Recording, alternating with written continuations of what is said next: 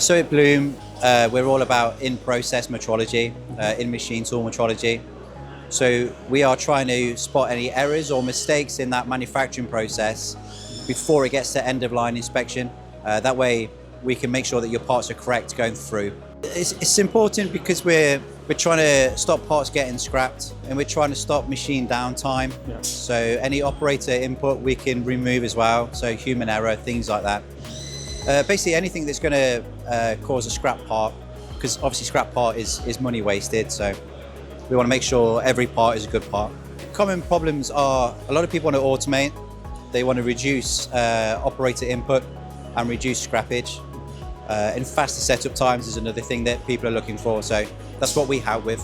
DIGILOG is a mix between digital and analog. So traditionally, touch probes with digital, so it was a 0-1 on or off, which is great, but with the analog system we can get a lot more data points per second in the measurement. So things like when measuring a cutter, we could give you the longest cutting edge or the shortest cutting edge depending on the strategy.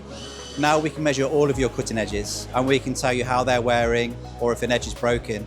So we can get a lot more data and a lot more information from that analog signal.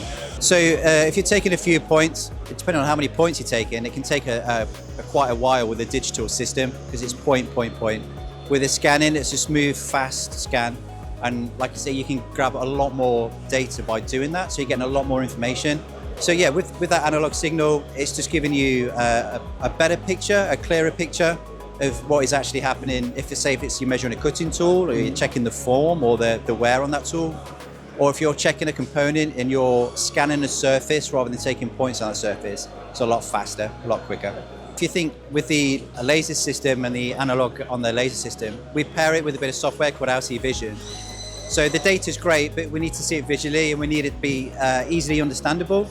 So with the software, we can see that, but all of that data as well is also exportable.